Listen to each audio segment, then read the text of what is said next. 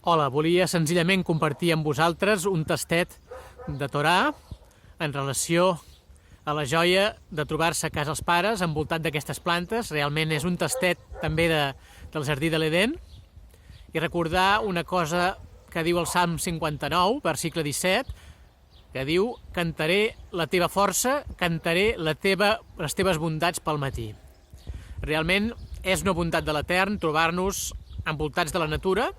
Estan molt bé els miracles espectaculars, els miracles grans, però és molt millor, és molt més, et dona una serenitat molt més gran poder estar envoltat, com deia, de la natura, tenir el seu amorós tacte sobre nostre, tenir una situació de serenitat i poder, en definitiva, viure aquest miracle, perquè la natura també és un miracle, però és un miracle suau. Aquí tenim la tina i tenim una situació de serenitat que senzillament la volia compartir amb vosaltres. Que tingueu shalom, pau.